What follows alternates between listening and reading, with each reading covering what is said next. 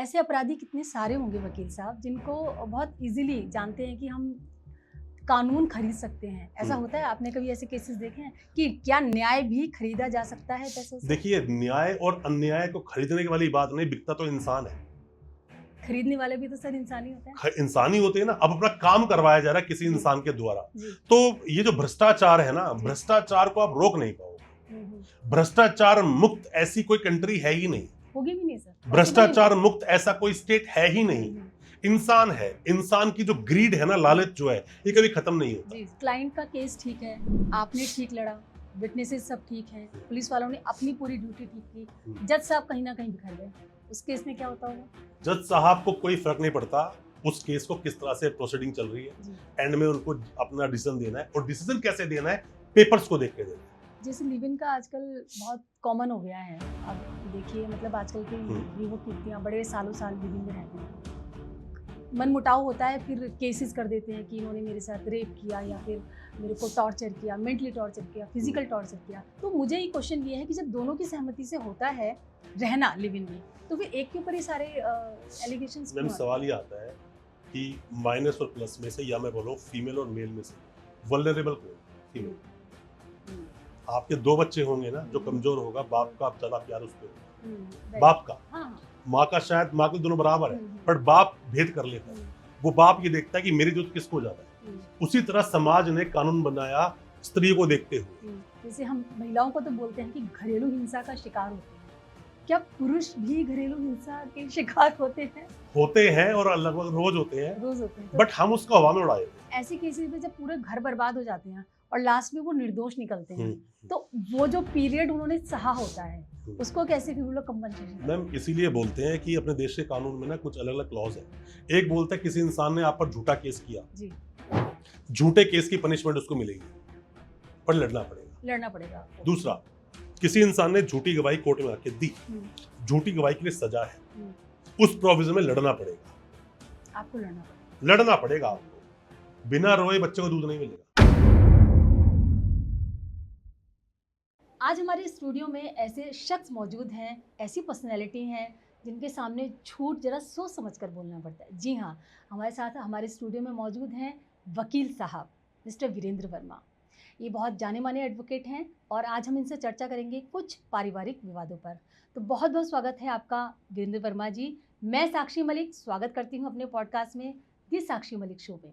वकील साहब, मेरा पहला आपसे सवाल यही रहेगा कि जैसे आपके इतने साल के अनुभव और करियर में आपके पास ऐसा कौन सा केस आया है जिसको सुलझाने में आपको बहुत टाइम लगा और समझने में, और बाद में पता चला कि कुछ और उसका कारण था, रिजल्ट कुछ और था, और विभत्स केस टाइप जैसे? देखिए, इसमें ना एक सवाल में आपने 3-4 सवालों को हालांकि ऐड कर दिया आपने, बट मैं आपको ये जरूर बोलूंगा कि केस को सुलझाना या केस को उलझाना ये एक वकील का काम नहीं है जी। ये काम जज साहब देखेंगे। केस सुलझा, उनको लगता है कि ये केस के अंदर एक्विटल का केस है जी, तो वहां पर उसको एक्विट करेंगे, निर्दोष वो प्रूव कर देंगे, साबित कर देंगे। और अगर वहां पे बोलते हैं कि नहीं, इस केस के अंदर वकील साहब इस केस को समझा ढंग से नहीं पाए। देखिए, हम वकीलों का काम क्या है? हम डिफेंस लॉयर्स हैं।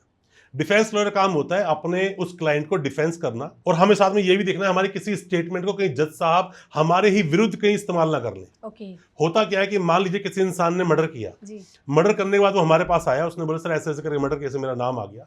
हम ये नहीं बोलते कि उसने मर्डर किया, हम बोलते हैं उसका मर्डर केस में नाम आ गया। अब वहां पर वो बोल रहा है और वो ये बोलता है कि वहां पर जहां मर्डर हुआ वहां पर मैं नहीं था, या वो बोलता है मैं खड़ा तो था पर इस काम के लिए आया था।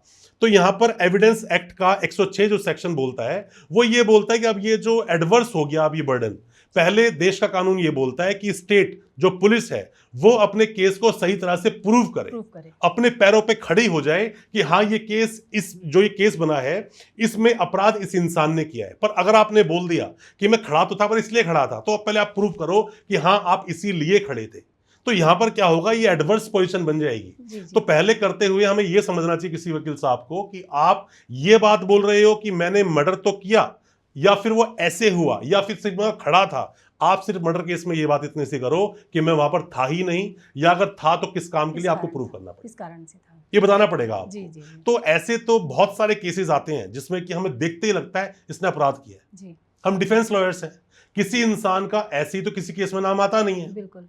तो मतलब क्लियर है कहीं ना कहीं उसकी इन्वॉल्वमेंट है, इन्वॉल्वमेंट रही होगी। उस इन्वॉल्वमेंट से ही निकालना एक डिफेंस लॉयर का काम है। हम जो डिफेंस लॉयर्स हैं, हमारा यही काम है कि उसे उस प्रॉब्लम से, उसका जो नाम आया उस केस में, उस केस से हम उसको पूरी तरह से निकाल दें।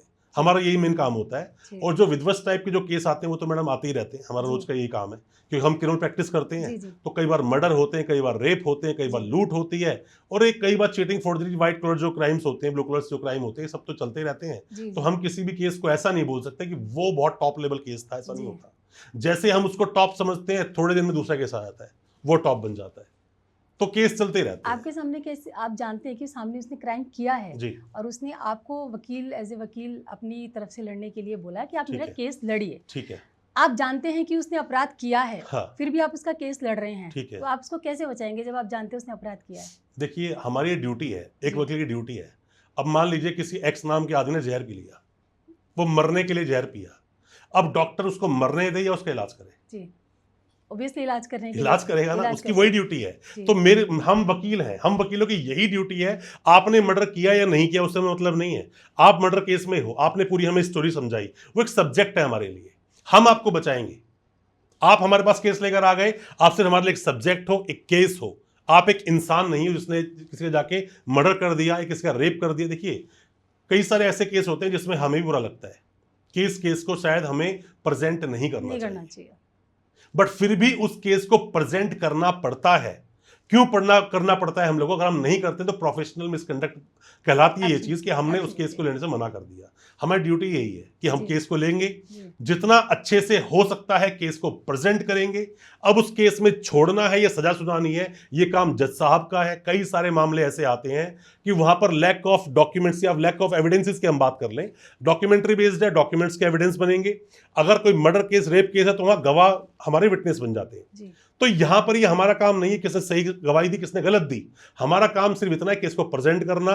यहां पर कई बार जब एविडेंसेस नहीं है, विटनेस नहीं है, तो इन लैक ऑफ एविडेंस के चक्कर में भी सामने वाला छूट जाता है, या बेनिफिट ऑफ डाउट के चक्कर में भी सामने वाला छूट जाता है। बियॉन्ड ऑफ रीजनेबल डाउट जाकर पहले केस को प्रूव करना पड़ेगा स्टेट को, उसके बाद हमारा काम आता है कि हम बताएंगे हमने वो अपराध नहीं किया। और बेहतर है खास करके वो मामले जिसमें कि बीएनएस के सेक्शंस है या आईपीसी के सेक्शन है, स्पेशल कानून की बात नहीं कर रहा हूं मैं एनडीपीएस की बात नहीं कर रहा हूं, मैं पॉक्सो की बात नहीं कर रहा हूं, मैं पीएमएलए की बात नहीं कर रहा हूं, जिसमें बर्डन ऑफ प्रूफ शिफ्ट हो जाता है हम पर, हम प्रूव करें कि हमने अपराध नहीं किया। जब मामले, फिर बोलता हूं, बीएनएस के हैं या आईपीसी के हैं, उसमें बर्डन ऑफ प्रूफ स्टेट पर है। First of all prosecution must stand on their own legs, then we will start our case. हम सिर्फ डाउट क्रिएट करेंगे कि ऐसा नहीं हुआ, ऐसा होता तो ऐसा हो सकता था, या फिर जो लैक ऑफ एविडेंसेस है उसका हम फायदा लेंगे। उसके आधार पे हमारा जो क्लाइंट है वो बरी हो सकता है, बरी हो सकता है। तो ऐसे अपराधी कितने सारे होंगे वकील साहब जिनको बहुत इजीली जानते हैं कि हम कानून खरीद सकते हैं? ऐसा होता है? आपने कभी ऐसे केसेस देखे हैं कि क्या न्याय भी खरीदा जा सकता है पैसों से? देखिए न्याय और अन्याय को खरीदने की वाली बात नहीं, बिकता तो इंसान है। खरीदने वाले भी तो सर इंसान ही होते हैं। इंसानी होते हैं ना। अब अपना काम करवाया जा रहा है किसी इंसान के द्वारा, तो ये जो भ्रष्टाचार है ना, भ्रष्टाचार को आप रोक नहीं पाओगे। भ्रष्टाचार मुक्त ऐसी कोई कंट्री है ही नहीं, होगी भी नहीं सर। भ्रष्टाचार मुक्त ऐसा कोई स्टेट है ही नहीं। इंसान है, इंसान की जो ग्रीड है ना, लालच जो है, ये कभी खत्म नहीं होता। जब तक ये खत्म नहीं होगा तब तक ये जो भ्रष्टाचार खत्म नहीं होगा। अब हम बात करें कि जजिस को पैसा देकर खरीद लिया होगा भाई, पुलिस को पैसे दे खरीद लिया होगा भाई, पैसे की जरूरत किसको नहीं है? ऐसे केसेस आपके सामने आते हैं, बहुत सारे आते हैं जहां आप सच्चाइयां जानते हैं और उसके बावजूद भी आप जानते हैं कि वो खरीदने और बेचने वाला केस रहा होगा। देखिए आप जब नॉलेज ले रहे हो ना, जब आप नॉलेज ले रहे हो, कुछ सीखना चाहते हो, कुछ समझना चाहते हो, पैसा क्या है? Money is by product of your knowledge, right, या फिर आपके एक्सपीरियंस का बाय प्रोडक्ट। पैसा पीछे पीछे घूमता है। जब आपको नॉलेज और एक्सपीरियंस होता है तो एक अच्छे वकील साहब को एक्सपीरियंस लेना चाहिए, अच्छे वकील साहब को नॉलेज लेनी चाहिए, अच्छे वकील साहब को केस को ढंग से स्टडी करके लीगलिटी के आधार पे कोर्ट में खड़े होकर केस को प्रूव करना चाहिए। पैसा ही कमाना है वो एक बात अलग है, पैसे की भूख आज तक खत्म हुई है जो आज खत्म होगी भी नहीं कभी। तो वकील भी आपको अलग तरह से मिलेंगे। एक आदमी जो पैसे के पीछे, एक आदमी कहता नहीं यार मुझे केस को ढंग से प्रेजेंट करना है और यही मेरी आर्ट है, यही मेरा काम है। मैडम देखिए अल्टीमेटली ना, इंसान का जो घर है ना, वो कुछ ही स्क्वायर फीट के घर में रह रहा होता है, बाकी में उसका अहम रह रहा होता है कि Absolutely. मेरा तो 10,000 फीट का मेरा घर है या मेरा तो 1,000 गज की मेरी कोठी है, ऐसा कुछ नहीं होता। जी। और हमें दिखाना किसको है? नश्वर दुनिया, ये फालतू फंड की चीजें हैं।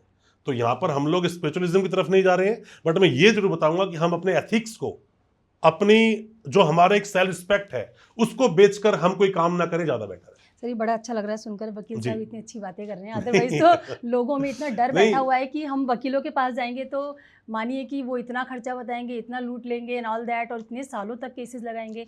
तो वो एक जो डर बैठा हुआ है, जो डर और भ्रम की स्थिति बनी हुई है लोगों में, तो आप अगर अपने पॉडकास्ट के माध्यम से कुछ एक ऐसा मैसेज देना चाहें कि डरो मत, एटलीस्ट कानून सबके लिए बराबर है। देखिए, कानून तो सबके लिए बराबर है। मैं एक आपसे सवाल पूछता हूँ, एक गली में कोई एक लेडीज है, सबसे लड़ती है जी। क्या पूरी गली से लड़ती होगी? वो नहीं लड़ती होगी। Obviously no. देखिए, होता क्या है ना कि इस दुनिया में हर उस चीज को दबाया जाएगा जो इंफीरियर है, कमजोर है। वो चाहे कमजोर जाति हो, चाहे समाज हो, चाहे कंट्री हो, कमजोर वर्ग को दबाया जाता है। अभी के अभी खड़े होकर बांग्लादेश क्या अमेरिका पे अटैक कर देगा? नहीं करेगा। Absolutely no. आसपास कंट्री जो उसके बराबर है शायद अटैक कर भी दे, लड़ाई झगड़ा कर भी ले। तो उसी तरह से कमजोर जब वर्ग कानून जब चल रहा होता है, कोई केस किसी पर होता है, वकील साहब पे डिपेंड क्या करता है कि वकील साहब से आप जाके मिले, वो भी तो इंसान ही है। या तो वकील साहब को भी पैसा ही कमाना है, वो अभी अभी आए दिल्ली, पैसा ही कमाना है, तो सब कुछ ताक पे लगा रख देंगे वो। और जो इंसान कहता है कि मैं फैमिली से ठीक ठाक हूँ, पढ़ा लिखा आदमी हूँ, नॉलेजफुल हूँ, केस रोजाना आ रहे हैं, तो इस आदमी का 1,00,000 2 लाख रुपए करूंगा क्या मैं? डिपेंड्स करता है। बात ये नहीं कि ऊपर जाके सबको शक्ल दिखानी है। जो ऊपर गया वो वापस कभी आया नहीं, जो यहाँ पर है वो कभी ऊपर गया नहीं। तो ये तो खामखा भ्रांति है लोगों के दिल में। पर इंसान की जो इंट्यूशन होती है ना, वो अलाउ करती है कि क्या सही और क्या गलत। वकील जब केस लड़ता है ना मैडम, हम जैसा वकील जो क्रिमिनल एडवोकेट है और रोज क्रिमिनल से ही वास्ता पड़ता है, रोज उन पुलिस वालों से ही वास्ता पड़ता है जिससे कि लोग डरते हैं। लोग रोज हम कोर्ट में उन जजेस से बहस कर रहे होते हैं जिनके सामने खड़े होने में बड़े बड़े अफसर भी सोचते हैं। तो हमारे पास जो ये कॉन्फिडेंस लेवल आता है ना, नॉलेज के बेस पे आता है। हम कानून जानते हैं, आप भी कानून जानो। अभी पॉडकास्ट के थ्रू मैं इतनी सारी बातें आपको बता रहा हूँ, ये बहुत सारी मैंने पहले पॉडकास्ट में रील्स के माध्यम से बताई है। आप सीखो ना उन चीजों को। वो अंबेडकर साहब ने बोला कि शिक्षा वो शेरने का दूध है, जो पिएगा वो दहाड़ेगा। अरे आप भी दहाड़ लो, वही मना किसने करा है? वही किसी की बाप की जागीर थोड़ी है। राजा का बेटा राजा थोड़ी बनेगा, राजा वो बनेगा जिसमें काबिलियत होगी। आज मैं हूं, अगर मैं वकालत कर रहा हूं, मैं अच्छे से केस को प्रेजेंट कर पा रहा हूं, जरूरी मेरा बच्चा भी वही, मेरा बेटा भी वही बनेगा? नहीं हो सकता। अगर विजडम जो होती है ना, विजडम जो होती है, मतलब विजडम और करेज, एक तो साहस और एक बुद्धि, अगर ये खरीदने से मिलती, सारे बच्चे अपने बाप की खोपड़ी में ना, बच्चों की खोपड़ी फिट करवाए थे सब लोग कि जा बेटा, आप तो तेरे पास जिगरा भी है और बुद्धि में जा, लड़ ले जिस मर्जी से। ये तो कुछ चीज तो बाय बर्थ होती हैं और कुछ चीजें इंसान अपने जन्म लेने के बाद सीखना शुरू करता है। तो आप ये कहना चाहते हैं कि पहले नॉलेज लें कानून के बारे में, थोड़ा बहुत तो एटलीस्ट जानना चाहिए, तभी आप बात करें कि सारे वकील एक जैसे नहीं होते। देखिए, नॉलेज भी ना, एक मैंने बहुत सारी लाइफ में ऐसे वकील लोग देखे हैं, बहुत सारे लाइफ में ऐसे स्टूडियस लोग देखे हैं, बहुत अच्छे पढ़ने लिखने वाले लोग देखे हैं, उनकी नॉलेज ना सड़ना शुरू हो गई। रीजन, नॉलेज बहुत है बट धरातल पे कभी नहीं आई, ग्राउंड लेवल पे नहीं वो बात। आप बहुत अच्छे योद्धा हो, लड़ने का ही मौका ही नहीं मिला। एक बार एक बड़ा अच्छा किस्सा मुझे याद आ रहा है कि एक सर्कस बंद हुआ, तो सर्कस जितने शेर थे उन सबको बोला गया अब शेर करेंगे क्या, सर्कस तो बंद हो गया, चलो इनको छोड़ देते हैं। जाकर जंगल में छोड़ दिया। जंगल छोड़ती, जंगल के कुत्ते उन्हें खा गए।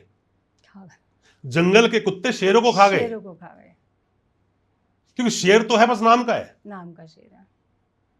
आप जब आपके पास कोई नॉलेज होती है ना, नॉलेज है, एक आदमी से एक पुलिस वाले ने पैसा मांगा कि बेटा 2 लाख रुपए दे दे, केस से फ्री कर दो, मारूंगा वरना तेरे को बहुत। उसने पैसा नहीं दिया, पुलिस वाले ने बहुत मारा पीटा, उसके हाथों सुझा दिए, बेचारा अपने घर गया और जाके सो गया। उठा, जिंदगी दोबारा सुचारू चलनी शुरू हो गई। आप बहुत सारी रील्स देखते होंगे, जब थाने से निकल रहा है कोई, लंगड़ाता हुआ चल रहा है, वो है ना, चल रहा है जी। तो ऐसा क्या हुआ थाने में कि कोई मतलब चूहा आ गया, पैरों में काट के चला गया जी, या फिर सच में चूहों ने उसको इतना मारा कि पैर सुझा दिए? तो पॉसिबल। क्या कंप्लेंट कभी हुई? नहीं हुई। एंटी करप्शन इसलिए बैठा हुआ है। PC act, prevention of corruption, 1988 का ये एक्ट है मैम, सेक्शन 17 के एक क्लॉज बोलता है कंप्लेंट कर सकते हो आप। तो सर ये लोग फिर जाते क्यों नहीं है? मतलब आने के बाद भी उनको डर ऐसा बैठ जाता है कि हम अकेले नहीं लड़ पाएंगे। डर बहुत बड़ा है, डर बहुत बड़ी चीज होती है। और इसी डर को वकील साहब निकालते हैं। मैम देखा ऐसा कहीं होता है ना कि कहीं नहीं, हाँ बिल्कुल कहीं ना कहीं आप बोल सकते हो, निकाल देंगे ये जरूरी नहीं है। अब ये जरूरी नहीं है कि मैं अगर किसी को बोल रहा हूँ कि जा, जैसे मेरे बहुत सारे जूनियर्स होते हैं, हमारे एसोसिएट्स हैं, वो जूनियर नहीं बोलता, मैं उनको एसोसिएट बोलता हूँ, हम मिलकर काम कर रहे हैं। मैं कई बार बोलता हूँ कि इस केस में जाके प्रेजेंट होकर ये बात जाके बोल दो, डर रहा होता है सर, जैसा आप कुछ पूछेंगे तो अरे भाई तू वकील है। इंसान, खास करके वकीलों को बोलता हूं, वकीलों को अपनी बेइज्जती से डरना नहीं चाहिए, वकीलों को हार से डरना नहीं चाहिए, वकीलों को सीखने के लिए हर वक्त आतुर होना चाहिए, तैयार रहना चाहिए हर वक्त। क्या पता कौन इंसान क्या सिखा दे। आप जब कभी कुछ सीख रहे होते हो ना, तो सीखने जब कोई इंसान, देखो पता है यहाँ ना मेरे दिमाग में बात आती है, मैं स्किप करके आगे चला गया था, फिर से वापस क्यों आ रहा हूं, दिल कर रहा है कि मैं उस बात को बोलूं। लोग बोलते हैं, कई सारे जूनियर्स बोलते हैं, कई सारे जो एसोसिएट वर्ड यूज कर रहा हूं, अब मैं जूनियर वर्ड यूज कर रहा हूं यहाँ पर, बहुत सारे जूनियर्स बोलते हैं कि सर आपके अंडर हमें ट्रेनिंग चाहिए, हम आपके साथ में प्रैक्टिस करना चाहते हैं। क्या हर इंसान को सिखाना आसान है? पॉसिबल नहीं है, पॉसिबल ही नहीं है। दूसरी बात, हम जब किसी सीखने जाते हैं ना, तो चेले और गुरु का, शिष्य और गुरु का एक ना फर्क होता है, एक अलग, हाँ, एक फर्क है। बट जो काला कोट है ना, ये काले कोट में नहीं हूं, पर काला कोट ना उसको इतनी पावर दे देता है वकील को कि वो सुनना नहीं चाहता किसी की, वो सीनियर को भी सुनना नहीं चाहता, एक ईगो जैसा, ईगो आ जाती है, ego, but in positive manner, जिसकी वजह से सीनियर भी कहता है यार मुझे सिखाना ही नहीं किसी को, अच्छा सिखाना ही नहीं है, क्योंकि सिखाएंगे हम उसको तो वही ना कुछ वो काम कर रहा होता है जो हम मना करते हैं। आप जब आपको बोला गया कि सामने देख और तुझे कुछ दिख रहा है, तो उसको चिड़िया की आंख दिखनी चाहिए, लेफ्ट राइट में क्लाइंट घूम रहे हैं उनको पकड़ लो, ये सब नहीं दिखना चाहिए, तू पहले सीख। इसीलिए बोलते कोई भी जो नए वकील साहब आते हैं, पहले उनको 3-4-5 साल, मेरी नजर में 5 साल नीचे ट्रायल कोर्ट में प्रैक्टिस करनी चाहिए। ऊपर हाई कोर्ट, सुप्रीम कोर्ट आप जा रहे हो, अपीलेट अथॉरिटीज है वो सारी, अपीलेट अथॉरिटीज है, रिट लगाओगे, आप जब कन्विक्शन हो गया अपील में जाओगे, इन सब के लिए जाओगे, अरे बेसिक काम तो वहीं जाके सीखोगे। आप सीधा कोई लेडीज बोलती मैं जाके शेफ बनूंगी जाके मोरे शेरटन में, अरे घरे काम तो सीख ले। राइट, आप ऐसे नहीं होता, हर चीज के पीछे एक पर्पस है, प्रोसेस होता है, एक प्रोसेस होता है, प्रोसेस को सीखना बहुत जरूरी है, इतना आसान नहीं है। तो सर आप ऐसे लोगों से डील करते हैं कि अभी बहुत लोग हैं, रोज आते हैं, कैसे उनको फिर डील करते हैं उन लोगों के साथ? मैडम एक बात समझ लिए कि आपको एवरेस्ट की चोटी पहुंचना है, एक तो बंदा हेलीकॉप्टर लेके पहुंच गया, एक चढ़ के आ रहा है, और एक पालकी में बैठ के आ रहा है। पालकी में बैठ कर आ रहा है, बेटर कौन होगा? जो चल के जा रहा है, चढ़कर जा रहा है, चल के जा रहा है, सब कुछ देखता हुआ जा रहा है। चोटी पर पहुंचने के बाद दर्द जरूर होगा, पर जो एक्सपीरियंस होगा ना, अनुभव के साथ, वो कहेगा भाई तू मुझसे बात कर, वो अलग ही साहस आता है। एक अच्छा वकील, किताबों में बहुत सारी चीजें नहीं मिलती उसको, पर उसका एक्सपीरियंस उसको इतनी बात सिखा देता है जो बोलते हैं कि नहीं यार ये चीज राइट है, ये चीज करेक्ट है। एक अच्छा वकील कोर्ट में खड़ा होकर जज को बोलता है सर ये मेरा राइट है, मेरा अधिकार है, ये अनुभव। नॉर्मल वकील क्या बोलता है, उसको कुछ जज साहब बोलते हैं हाँ जी ठीक है सर, वो गलत को भी हाँ कर रहा होता है, कमजोर अभाव, नॉलेज नहीं है, नॉलेज का अभाव। आपको मैडम जो पता होगा ना, मेरे पूछने पहले आप जवाब दोगे। अभी मैं आपसे बोलता हूँ मैडम 2+2 4 और 2+3 5, बट 2+2 इज ऑल्सो 5, हाउ? बताओ, बाय मिस्टेक। इससे बोलते कॉन्फिडेंस। एक बंदे ने बोला ये तो, वकील पहले ना तर्क ढूंढता है, एक बंदे ने बोला कि तुम्हारा 6 मेरा 9 है, वकील खड़ा है बीच में, कह रहा कैसे है भाई, ये दोनों का ही नहीं है, 0 दिख रहा है मेरे को। तो वकील का तर्क अलग है, वकील का तर्क इतना अलग है, और जो तर्क देना जानता है वही वकील आपकी केस की स्टोरी क्रिएट कर सकता है। राइट। हर केस में एक वकील साहब की स्टोरी होती है, हर केस में जिसने अपराध किया उसकी स्टोरी होती है, हर केस में एक पुलिस वाले की खुद की अपनी स्टोरी होती है, और हर केस में जज साहब की अपनी एक स्टोरी होती है, और पीपी साहब की अपनी एक स्टोरी होती है। केस 1, स्टोरी 5, राइट, प्रूफ करेगा एक प्रूफ करेगा एक ही आदमी, या मैं, आप ही प्रूफ करेंगे, या पीपी साहब, या पुलिस वाला कुछ और बोल रहा था, बात कुछ और चल रही थी। लास्ट कोऑर्डिनेशन कैसे करते हो सर? जैसे मैडम कोर्ट तो ना, कोर्ट में तो ऐसा कुछ चलता है कि अगर केस मजबूत हो, अगर केस ऐसा है जिसपे आर्गुमेंट होनी है, तो आप कोर्ट का माहौल देखो, बड़ा गर्म होता है, बाहर निकलते फिर दोस्त, पुलिस वाले भी दोस्त, हम भी दोस्त, पीपी साहब भी दोस्त, ड्यूटी हो गया, वो ड्यूटी है हमारी, वो ड्यूटी है। ड्यूटी हो गया। एक कुछ ऐसा मानो कि ड्रामा चल रहा है, सबको रोल दिए गए हैं, मेरा रोल अलग, पुलिस का रोल अलग, पीपी का रोल अलग, जज साहब रोल अलग, ये पॉइंट है। पर जैसे ही बाहर आएंगे सब चीज चेंज। पर मेन फोकस केंद्र बिंदु क्या? ऑडियंस। ऑडियंस कौन? जो हाँ और ना तय करेगी, सही था या गलत था, वो कौन है? मेरा क्लाइंट है। क्लाइंट है वो तय करेगा मेरे वकील साहब ने मेरी बात को ढंग से कोर्ट में प्रेजेंट किया या नहीं, और नहीं किया तो वकील काम का नहीं है। सर क्लाइंट का केस ठीक है, आपने ठीक लड़ा, विटनेसेस सब ठीक हैं, पुलिस वालों ने अपनी पूरी ड्यूटी ठीक की, जज साहब कहीं ना कहीं बिखर गए, उस केस में क्या होता होगा? जज साहब को कोई फर्क नहीं पड़ता उस केस को किस तरह से प्रोसीडिंग चल रही है, एंड में उनको अपना डिसीजन देना है, और डिसीजन कैसे देना है, पेपर्स को देख के देना है।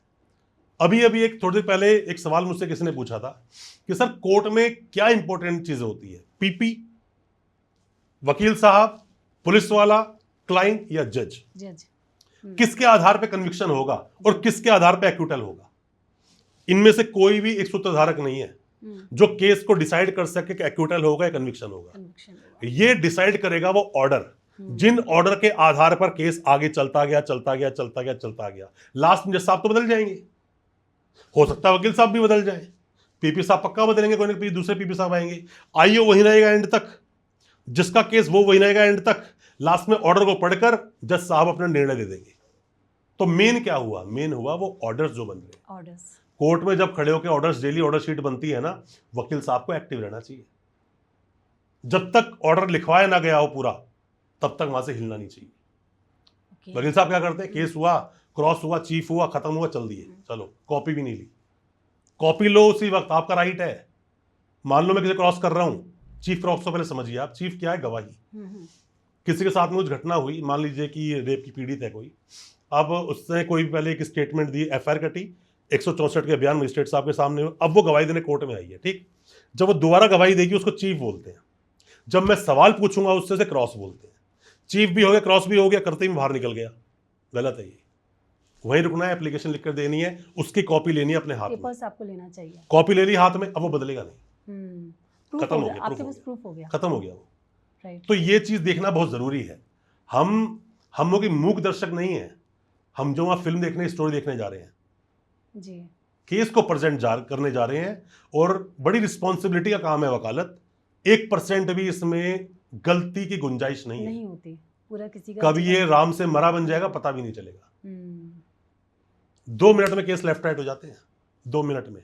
तो बड़ी एक गलत सवाल से सामने वाला कन्विक्शन हो जाएगा। पॉक्सो केस चल रहा है, पॉक्सो केस में लड़की की उम्र है 17 साल 11 महीने जी। देश का कानून बोलता है 18 साल से कम लड़का या लड़की कोई भी है वो बच्चा है जी। अब उसने पूछा, वकील साहब ने कोई सवाल, नए वकील साहब सवाल पूछा कि भाई आप अपनी मर्जी से लड़के के साथ गए थे ना? वो कहती है हाँ। जो आप दोनों के बीच में संबंध बने वो मर्जी से बने थे? कहते हैं हाँ। खत्म। बड़ा पॉक्सो में कंसेंट जैसा कुछ होता ही नहीं है, होगी सजा कंफर्म उसको। सेम केस लड़ा है मैंने एक, जब मैं केस में आया था तो पुलिस वाली गवाही करानी थी, बच्चे की गवाही पहले हो चुकी थी। जब पूरा केस पड़ा, मैंने उसी दिन उसको बोला था इस अकेले मुद्दे पर सजा होगी तेरे को, अगर होगी तो बाकी तो देख लेंगे हम। कोर्ट में थे और वो गवाह था उस चीज का, वही जिस सजा हुई जिस बंदे को। जज साहब ने बोला, मुझे जब आर्ग्यूमेंट हुआ, जब जिस दिन क्या ऑर्डर सुनाना था, तो जज साहब ने कहा कि वकील साहब बाकी सब तो ठीक है, मैंने देख ली सब चीजें, कॉन्ट्राडिक्टरी चीज सब कुछ हो रही है, बट इन्होंने खुद कंसेंट बता रखा है कि दो रिलेशन बने, वो कंसेंट के आधार पे बने। बट पॉक्सो में कंसेंट तो होता ही नहीं, मतलब रिलेशन बने मतलब अपराध हुआ, सजा मिलेगी। तो बात क्या है कि आपको क्या बोलना है, उससे ज्यादा जरूरी बन जाता है क्या नहीं बोलना। वो बहुत इंपॉर्टेंट है। मैम पता है क्या होता है? असत्य से ज्यादा हानिकारक अर्धसत्य होता है। जी। अर्धसत्य। राइट। आप अर्धसत्य के साथ चलोगे ना, मंजिल पे नहीं पहुंच पाओगे। नहीं, कभी नहीं पहुंच पाओगे। एक आदमी बिहार चला, उसने बोला कि भाई मेरा रिश्तेदार रहता है कहाँ, दिल्ली। चल दिया वहां से। अरे दिल्ली बहुत बड़ी है भाई, पहुंचना कहाँ ये तो बता। अब वो कहता उत्तम नगर। अच्छा, बहुत बड़ा उत्तम नगर है, कहाँ पहुंचेगा? गली नंबर 3, गली नंबर बहुत बड़ी है, कहाँ पहुंचेगा? अब समझो, ये अर्धसत्य है, अधूरा ज्ञान तो हानिकारक है ना, हमेशा खुद के लिए भी और सामने वाले के लिए। अब सामने वाले ने तो पढ़ लिया, क्या बोला कि भाई bail is a rule and jail is exception, ये सुन लिया उसने। अब ये सुनकर चल दिया वो केस लड़ने के लिए। अब एनडीपीएस जाके बोल रहा है, एनडीपीएस का केस है, और वहां खड़ा होकर बोल रहा है पहले दिन, bail is a rule, jail is exception, chargesheet लग गई, मुझे बेल दे दो। जज साहब बोलते हैं सेक्शन 37 का क्या करूं? ट्विन कंडीशन की बात करता है, तभी बेल मिलेगी। पहली कंडीशन ये कि जब ये प्रूफ कर देगा तो यहां पर खड़ा होकर कि तेरे क्लाइंट ने अपराध नहीं किया, और दूसरा मैं पीपी साहब को सुन लूंगा। अब दोनों ही ट्विन कंडीशन में चार्जशीट का तो कोई नामो निशान नहीं है जी। कैसे? जी। Bail is a rule and jail is exception कैसे हो गया? ये चीजें नहीं हो सकती वो चीज। हर एक केस के फैक्ट अलग, हर केस को बोलने का तरीका अलग, हर केस को लड़ने का तरीका अलग। ऐसे नहीं होता, ये सब चीजें एक्सपीरियंस के साथ साथ चलती हैं। पर एनडीपीएस में भी ये सेम रूल फॉलो करेगा कब? सामने वाला 1.5 साल से जेल में बैठा हुआ है, अब तक एक भी विटनेस नहीं हुआ, कोर्ट में पहुंच जाओ और बोलो कि 1.5 साल हो गया सर, स्पीडी ट्रायल का तो मुझे भी अधिकार है, वरना यहाँ पे आर्टिकल 21 मेरा वायलेशन होता है, मेरी आज़ादी छीनी गई है, मैं जेल में बैठा हूँ, आप ट्रायल भी नहीं चला रहे हो मेरा, बेल मिलेगी आपको। यहां बोला जाएगा, क्या बोलोगे आप? Bail is a rule and jail is exception.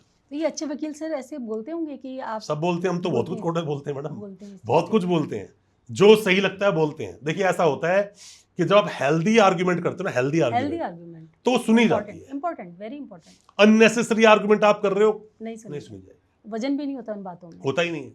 आप जब बात करो सामने वाला भाप लेता है आपको, आपकी कितने पानी में आप कितने बोलना, पहले सबसे पहले पुलिस वाला पकड़ के यही पूछता है, जैसे मान लो कोई अपराध हुआ, आप वहां पे गए, आप जाके बैठे, आप खड़े हुए, पहले अगर आप सही कपड़ों में गए हो, ठीक ठाक दिखने, तो बिठाएगा आपको, बैठिए। पहले आपके कपड़ों से उसने भाप लिया, बंदा ठीक ठाक होगा, बॉडी लैंग्वेज, कपड़े नॉल। अब बैठ के उससे पूछता है, हाँ भाई आप क्या करते हो? एक बंदा बोलता है कि मैं प्रैक्टिस कर रहा हूँ और मैं एडवोकेट हूँ। ठीक, बिठाया, चाय वाय भी उसके लिए मंगाई जाएगी। थोड़ी देर में बात आती है कि आप प्रैक्टिस किस चीज, वो चलान वलान भरवाया था उन लोगों के, तो वहां पर वो नापेगा कि मर्डर केस में आया है, चलान भरवाता है, इसका मतलब मर्डर की ज्यादा नॉलेज नहीं है। अब उसका समझने का जो सोच है ना उसकी, वो ऑटोमेटिकली लेफ्ट से राइट हो जाएगी, चेंज हो जाएगा माइंडसेट। पुलिस वाले हमेशा पूछते हैं क्या करते हो भाई? हाँ, वो भापने के लिए सर, भापने के लिए, जज करने। सबसे पहले तो इंसान की पर्सनैलिटी, सामने वाले का कपड़े वपड़े पहनने का तरीका, बात करने का तरीका, उसका हुलिया, ये तय करता है कि आप किस पोजीशन पर हैं। फिर तय करता है, जब तक इंसान बोलेगा नहीं, उसकी नॉलेज बाहर आएगी नहीं। एब्सोल्युटली। सामने वाले को अपनी बात में वेटेज दिखानी पड़ती है कि हाँ मेरी बात में वजन है, ऐसे नहीं होता। एक आदमी बोलता है कि, एक आदमी ने बोला, जैसे मान लीजिए 3 लोग बैठे हैं, एक ने बोला उसने क्या किया, एक आदमी बोलता है इसने हत्या कर दी किसी की, दूसरे बोला क्या करा, करा इसने हत्या कर दी 2 आदमियों की, जान से मार दिया उन्हें। फिर बोले क्या करा, 22 ने मर्डर कर दिया, पहले हाथ काटा फिर गर्दन काट दी, और गर्दन काट के अपने हाथ में लेके आ गया। तीसरे वाले की बात में वजन है, उसने बात को एग्जेजरेशन करके बताया, हाथ काट बड़ा चढ़ा के थोड़ा सा उसने बताया। एक ने बोला इसने हत्या कर दी, नॉर्मल लगा, उसकी बात में नॉर्मल लगा। तो ये बातें ना जब हम कोर्ट में खड़े होकर बोलते हैं तो शब्दों का चयन बहुत जरूरी है। राइट, शब्दों के चयन में गड़बड़ अगर हो गई, वजन आता है बातों में। अब वहां किसने बोला, एक बंदा वकील साहब बोलते हैं कि माय लॉर्ड्स ये एक हीनियस क्राइम है। अब वकील साहब को हीनियस और सीरियस से फर्क ही नहीं पता। हाँ, ऐसे वकील होते हैं। नहीं देखो, मैं वकील फेटर्निटी को गलत नहीं बोल सकता, बट नॉलेज के हिसाब से बनता है ना। मैं फिर बोल रहा हूँ, हमने काला कोट पहना, हम सारे वकील, शब्दों की बात कर रहे हैं आप, हमने काला कोट पहना, हम सारे वकील। जी जी जी। बट अब कोर्ट में किसकी कितनी प्रैक्टिस है डिपेंड करता है ना। वही चीज आपने अभी कहा कि वजन आता है आपकी exactly. अनुभव से आता है। जितना आपको अनुभव होगा उतनी ज्यादा आप चीज, अपनी बातों को, अब आप पॉडकास्ट कर रहे हैं, अगर आपने 100-150 पॉडकास्ट किए होंगे, आपका बैठने का लहजा, बात करने का लहजा, पेपर को देखने का लहजा, अब मैं बैठा हूं, कोई किताब थोड़ी है मेरे पास, बिल्कुल अनुभव बोल रहा है, अनुभव बोल रहा है सारा ये। और अनुभव क्या होता है मैडम कि अनुभव कभी 2, 4, 5, 10 केस लड़ने से नहीं होता, ये तो सैकड़ों हजारों केसों में कोर्ट में अपीयरेंस देने के बाद आता है। जी। आप जब सुप्रीम कोर्ट खड़े होते हो ना, देखो ऐसा होता है कि हम जब किससे बात करने आते हैं, मान लीजिए एक लाइन लगी है 100 लोगों की, एक कोई आदमी गया और वो 4.25 फीट का है, पतला सा है, तो उसका कॉन्फिडेंस ही नहीं बोलेगा, नहीं बोलता कॉन्फिडेंस, वो लाइन में खड़ा हो जाएगा। एक बंदा है 7 फीट का लंबा चौड़ा है वो, और ठीक ठाक गोल्ड का मोटा कड़ा पहना हुआ, चेन पहनी हुई है, वो सबसे आगे खड़ा हो जाएगा, और पीछे का 5 बंदे बोलेंगे भी नहीं, ओके ठीक है भाई साहब आप ही खड़े हो जाओ। Absolutely sir, absolutely. कई बार तो कदकाठी भी काम करती है सर, होता है, कई बार कदकाठी भी काम करती है, होता है। जब स्कूल में पहले टीचर बच्चों सबसे ही तो पूछता है आपके फादर क्या करते हैं, आपके फादर क्या करते हैं। मैडम ये समाज है, और समाज ऐसी चीज है कि वो बोलते ना कि बहुत अच्छे लोग बोलते हैं कि हम गिफ्ट भी उसको देने जाते हैं जिसको गिफ्ट की कदर ही नहीं होती, जिसको कदर है उसको गिफ्ट नहीं देते। दिवाली पर मिठाइयां उसको बांटने जाते हैं जिससे उसकी कदर नहीं, 5 लोग और बैठे हैं बाहर, उसी मिठाई का डब्बा, वही मिठाई का डब्बा हम अपनी काम वाली को दें, 5 बार सलाम करेगी और दुआएं भी देगी, नहीं करेंगे वैसा, समझ रहे हो। हम वही रिक्शे वाले को दें, बाहर कोई मांगने आ रहा उसको जाके दे दें, बड़ा इजी है, सोचने का बस तरीका अपना अपना है इंसान का, और कुछ नहीं है। सर आपने तो सर आपके हिसाब से ऐसे जैसे हम महिलाओं को तो बोलते हैं कि घरेलू हिंसा का शिकार होते हैं, क्या पुरुष भी घरेलू हिंसा के शिकार होते हैं? होते हैं और लगभग रोज होते हैं, रोज होते हैं। तो बट हम उसको हवा में उड़ा देते हैं। तो सर लेकिन हम उसको मजाक में ले जाते हैं। लेकिन ऐसा क्यों नहीं, मतलब अब तो बहुत सारे ऐसे आप देखते होंगे कि सोशल मीडिया पे बहुत ओपनली केसेस आते हैं जिसमें वाइफ भी हस्बैंड को मार रही होती है, या हस्बैंड बहुत ज़्यादा टॉर्चर्ड है, लेकिन एक रिश्ते में बनकर वो नहीं चाहते कि वही फैमिली खराब हो। बेटा, जी, बाप और भाई, जी, और भी कुछ रिलेशन हो सकते हैं, ये एक जिम्मेदारी का नाम है। जिम्मेदारी का नाम है। जी, ये कंप्लेंट का नाम नहीं है। जी, जी, जी। और जो कंप्लेंट करते हैं मतलब वो उसकी ड्यूटी को सही से नहीं निभा रहे हैं। हम सब ड्रामा करने आए हैं, सबकी एक ड्यूटी है। जैसे ही उस ड्यूटी को थोड़ा सा हम लेफ्ट राइट करते हैं, ऊपर वाले की रचित इस संसार में कोई भी चीज को लेफ्ट राइट करोगे वो हानिकारक होगा ही। तो मेरी ड्यूटी है काम करना, पैसा कमाना, घर लेके जाना, बच्चों को, माँ बाप को, भाई बहन को अगर जो हो सके अच्छी लाइफ देना, उनकी पूरी ख्वाहिशों को पूरा करना, ये मेरी ड्यूटी है। जी, ड्यूटी है। मेरी वाइफ की ड्यूटी, देखो ड्यूटी नहीं बोल सकता क्योंकि आजकल लेडीज बहुत एडवांस हो चुके हैं, ड्यूटी बोलता ऑफेंड हो जाएंगी। जी, जी, ड्यूटी नहीं, कर्तव्य बोलो तो ऑफेंड हो जाएंगे। जी, जी। तो बात उसकी नहीं है, मेरी सोच बोलती है। एक माँ का, बहन का या उनके भाभी का, इन सब का काम क्या, घर परिवार को संजो के चलना, साथ लेके चलना, कोऑर्डिनेशन चलना। हस्बैंड वाइफ की शादी होगी ना, अब हस्बैंड की ड्यूटी बनती है मेरी वाइफ को कोई प्रॉब्लम नहीं होनी चाहिए, मैं उसका मेन गार्जियन हूं, मैं ही देखूंगा, बाद में जाएगी वो आपके पास, मैं आपके पास तब जाएगी जब परेशान करूंगा। और वाइफ की ड्यूटी क्या बनती है कि मैं अपने हस्बैंड का ध्यान रखूं, घर पे आए तो कम से कम प्रॉब्लम क्रिएट नहीं होनी चाहिए, जो भी घर चलाना है मैं घर चलाऊं, ठीक। अगर वो वर्किंग नहीं है, वर्किंग है तो अपना काम तुम भी करो।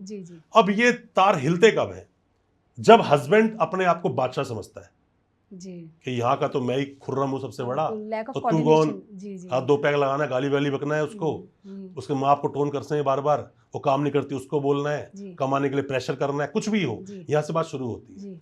लड़की बात शुरू कहाँ से होती है, डिमांडिंग करना कि मेरी फ्रेंड तो वहाँ गई थी, आप स्विट्जरलैंड मेरे को लेकर जा रहे हैं, गोवा लेकर नहीं जा रहे, मुझे बॉम्बे लेकर नहीं जा रहे, मुझे आपने मुझे ड्रेस नहीं दिलाई, तुम्हारे माँ बाप भी ऐसे हैं, तुम्हारा तो भाई भी ऐसा है, मैं इस घर में नहीं रह सकती, उसके बाद सीधा जाओ फैमिली कोर्ट, वहां पर जो भीड़ लगी है ना, उस भीड़ का हिस्सा आप भी खड़े हो जाओ लाइन में। अब 5 साल केस चलेगा, आपका घर बार कुछ नहीं, और जो लड़का था उसका भी घर बार कुछ नहीं। तुम इस बढ़िया संसार में जिंदगी अच्छी गुजार सकते थे, पर आज उस लाइन में खड़े हो गए जिसका कोई एंड नहीं है। मैं सबको नहीं बोलता, कुछ लोग सच में परेशान हैं, पर सब नहीं है मैडम, ईगो की लड़ाई है ये, ईगो बाहर निकाल के रख दो। मेरी वाइफ में 2 बात बोलती है, मैं तो ओके थैंक यू चला जाता हूँ काम करने। सर वो तो प्रॉब्लम ही सॉल्व हो गई, सॉल्व हो गई ना। अब 2 बच्चे हैं, कहीं ना कहीं तो मेरे 2 बेटे हैं, अगर घर से लड़ाई करके निकलता हूँ ना, मेरा बेटा फोन कर देता है दोपहर मुझे, जैसे ही वो स्कूल से वापस आया फोन करता है, पापा लंच किया, खत्म होगी ना बात। मैं उसको बोलता तेरे में लंच भेजा ही नहीं। मतलब आप स्ट्रेच नहीं करते हैं चीजों को, नहीं, तो करना ही नहीं है, सबके साथ होना चाहिए, करना ही नहीं है। जब इंसान समझदारी का नाम डिग्रियां लेना नहीं होता है, समझदारी डिग्रियों से नहीं आती है। बिल्कुल सर, बिल्कुल बिल्कुल। बादाम खाने से अकल आती तो लोग बाहर धक्के नहीं खाते। बिल्कुल सर, बिल्कुल। सच में अकल बाहर धक्के खाने से आती है, अनुभव ही सिखाता है आपको। अब अनुभव देखो, एक इंसान, एक बहुत बढ़िया एक आदमी से पूछा गया कि इंसान अच्छा और बुरा कैसे बनता है, दूसरे ने जवाब दिया कि वो अपनी सराउंडिंग का प्रोडक्ट होता है, आसपास के माहौल का, राइट। अगर उसके घर में बाप ने माँ की इज्जत नहीं की थी, बड़े भाई ने भाभी की इज्जत नहीं की थी, तो वो भी शायद वर्ड यूज किया, इज्जत नहीं करेगा, देखेगा वही सीखेगा। एक लड़की घर से आई, उसकी माँ ने उसके बाप की कभी इज्जत नहीं की, घर में एक दूसरी बहन थी, उसने डिवोर्स ले लिया, कैसे लड़के पैसा मिल गया उसको, अच्छा, तो उसके दिमाग में कहीं ना कहीं दिमाग में वो चिंगारी सुलग रही होगी, रहेगी 100%। मेरा कहना सिर्फ मैडम ये है कि लोगों को ना अपनी ईगो साइड रखना चाहिए। अगर कोर्ट कचहरी के फालतू में धक्के नहीं खाने हैं, अल्टीमेटली दुख रियल तरीके से 2 चीज लेके आती हैं, कोर्ट कचहरी और आपकी सीधा हॉस्पिटल। ये 2 चीजें मेन है, जहां आपकी जेब फट जाती है, अब पैसा डालते जाओ निकलता जाएगा, डालते जाओ निकलता जाएगा। सर बड़ा अजीब लग रहा है कि वकील साहब एक हिदायत दे रहे हैं कि आप हिसाब से रहिए और फैमिली को संभाल कर रखिए। घर भी जाते हैं लोग केस लड़ने में। सर एक हमने अभी देखा था, अभी बरेली का ही शायद एक केस था, तो एक सज्जन किसी पार्टी में गए होंगे, तो लगभग खाने का बिल 40 लाख समथिंग कुछ था। उन्होंने एक वीडियो बनाया कि देखो मैं इतनी शानदार पार्टी में आया हूँ और मैंने इतना तरीके के व्यंजन डाले हुए हैं, बढ़िया शानदार तरीके का, इन्होंने वेलकम एंड ऑल दैट, लेकिन क्या गारंटी है कि ये 40 लाख इन्होंने खर्च किए हैं 3 घंटे के खाने पर, और क्या गारंटी है कि ये शादी 3 दिन भी टिक पाएगी नहीं टिक पाएगी, वो गारंटी कौन लेगा? मैम पता है, पूरी भगवत गीता को पढ़ने के बाद उसका एक जेस्ट निकलता है मेरे हिसाब से जी। मैंने पढ़ी है, मैं कई बार, मेरे ऑफिस में पूरा दिन भगवद गीता चलती है, पूरा दिन। अच्छा।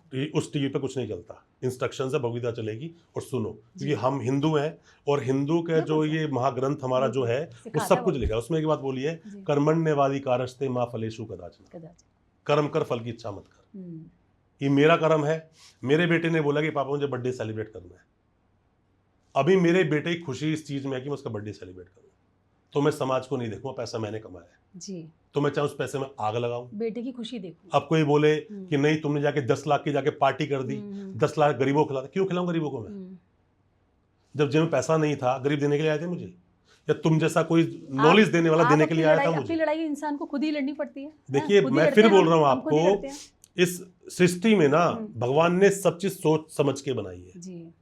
आप लेफ्ट राइट नहीं कर सकते एक चीज को। अब देखो सबसे ज्यादा लेट इंसानी ही बच्चा होता है जो चलना सीखता है। जानवर का बच्चा पैदा होते ही भागना शुरू कर देता है, शेर खा जाएगा उसे।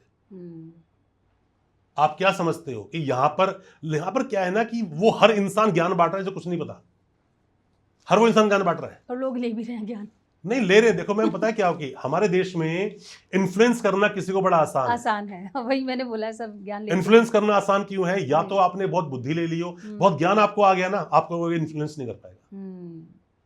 नॉलेज होनी चाहिए, आप सच और गलत दोनों में भेद कर लेते हो। राइट। जब एक बकरी को बार बार चारा मिल रहा होता है ना, तो बकरी सोचती है मैं कितनी आलीशान जिंदगी जी रही हूं। उसको ये नहीं पता कटना तुझे ही है, वो खिला भी तुझे खुद खाने के लिए रहा है। राइट। तो ये चीज नहीं भूलनी चाहिए इंसान को। और आपको जब ऊंची उड़ाइयां उड़नी है ना, तो आपको उन दरख्तों को काटना पड़ेगा जहां बैठ के कंफर्ट फील करते हो। आप सर जैसे लिव इन का आजकल बहुत कॉमन हो गया है। आप देखिए मतलब आजकल के युवक युवतियां बड़े सालों साल लिव इन में रहते हैं, मन मुटाव होता है, फिर केसेस कर देते हैं कि इन्होंने मेरे साथ रेप किया या फिर मेरे को टॉर्चर किया, मेंटली टॉर्चर किया, फिजिकल टॉर्चर किया। जब वो एक रिलेशन में होते हैं तब वो एक दूसरे के लिए मरने पिटने के लिए तैयार है, गिफ्ट एंड ऑल दैट। और जब उनकी नहीं बन रही होती है तो वो सीधा कानून के पास जाते हैं और फिर FIR कराते हैं। तो ऐसे केसेस में जनरली बॉयज़ ही क्यों फंसते हैं, फिर फीमेल को क्यों नहीं? क्योंकि दोनों की सहमति के साथ आप लिव इन में रह रहे हैं। तो होता, मैं आई एम नॉट टॉक, हाँ सभी उनके लिए मैं बात नहीं कर रही हूँ, लेकिन कुछ केसेस में ऐसा आता है कि लड़कियां लड़कों पर डाल देती हैं केसेस, लड़के ज़्यादातर उसमें फंस जाते हैं। तो मुझे ये क्वेश्चन ये है कि जब दोनों की सहमति से होता है रहना लिव इन में, तो फिर एक के ऊपर ही सारे एलिगेशंस मैम सवाल ये आता है कि माइनस और प्लस में से, या मैं बोलूँ फीमेल और मेल में से वल्नरेबल कौन है? फीमेल। आपके 2 बच्चे होंगे ना, जो कमजोर होगा बाप का ज्यादा प्यार उस पे होगा, बाप का। माँ का शायद, माँ के दोनों बराबर है पर बाप भेद कर लेता है। वो बाप ये देखता है कि मेरी जरूरत किसको ज्यादा है। उसी तरह समाज ने कानून बनाया स्त्री को देखते हुए कि फीमेल वल्नरेबल है, कमजोर नहीं वर्ड बोल सकता, कमजोर तो स्त्री हमारे देश में है ही नहीं, पर उसको जरूरत है। उसको देखते हुए कानून बनाए गए। और मैम जब एक पक्ष को देखोगे तो दूसरे पक्ष को देखना इंसान को बंद करना पड़ता है। आप अपनी 2 आंखों से 2 डायरेक्शन में नहीं देख सकते, एक बार में एक को ही देख पाओगे। तो जब कानून बने, तो अब जब कानून तो बन गए, जैसे जैसे आगे बढ़ता गया वैसे वैसे कानून बदलता गया। कंसेंट का दिखा दिया, कंसेंट आगे तो रेप ही नहीं है, consent is not a rape. POCSO में उल्टा है, कंसेंट चलेगा नहीं, पर यहां चलेगा। लड़का लड़की साथ में रह रहे हैं तो पहले ये भी देखते हैं कि उसने तेरे से फॉल्स प्रॉमिस ऑफ मैरिज किया कब, पहली बार इंटरकोर्स सेक्सुअल रिलेशन बनने के बाद किया या उससे पहले किया, ये देखना पड़ता है। कोर्ट कचहरी मैडम, इसीलिए पहले कुछ और जमाना था, आज का जमाना थोड़ा अलग हो चुका है। बेल बहुत जल्दी मिल जाती है ऐसे मामलों में। रेप केस किसी में लगाता है ना कोई, लड़की बेचारी घूमती रह जाती है, उस सामने वाले बेल मिल जाती है। आप देखो आर्टिकल 21 आपके पास है तो मेरे पास भी तो है, लाइफ एंड लिबर्टी। आपको जिंदगी भरपूर इज्जत से जीने का अधिकार है, तो क्या मुझे नहीं है क्या? राइट, दोनों को है। पर आज भी हमारे इस देश में, खास करके मैं हिंदुस्तान की बात करता हूं, कोई भी अच्छा आदमी, कोई भी पढ़ा लिखा आदमी, कोई भी समझदार आदमी किसी भी नारी को, किसी भी लेडीज को इज्जत की निगाह से ही देखता है, अगर वो सही है, अच्छे घर परिवार का है। फालतू लोग तो घूम ही रहे ना मैडम। बिल्कुल बिल्कुल एग्रीड। अब कई लोग मैंने ऐसे भी देखे अपनी लाइफ में जो मेरे सर्कल में है, किसी के ना पहनावे से आप उसको जज मत करो, नहीं करना चाहिए मैडम। प्रोस्टिट्यूशन जो लेडीज करती हैं, जो लड़कियां करती हैं ना, वो भी अपनी सेल्फ रिस्पेक्ट को लेके चलती हैं। वो कहती हैं मेरी बिना कंसेंट के नहीं। एग्रीड। बेशक वो प्रोस्टिट्यूट है, पैसे लेके काम करवाती है, उसके बावजूद वो कहती है वो मेरी कंसेंट के बिना नहीं। तो जब वो आप क्या उसे प्राइवेट प्रॉपर्टी समझ लेते हो? ऐसे नहीं होता। तो मैरिटल रेप के जो मामले आते हैं वो क्यों आते हैं सामने? लेडीज बोलती है नहीं, आई एम नॉट रेडी और आई एम नॉट विलिंग, मतलब मैं नहीं चाहती अपने साथ में कोई भी रिलेशन बनाना। फिर वो मैरिटल रेप वाला मामला सामने आता है। ओके। अब ये तो सामने चीजें हैं, देखो। मगर इस केस में सर अगर उल्टा ही हो तो आई मीन क्या कई बार फीमेल ज्यादा मतलब होता है बिल्कुल होता है।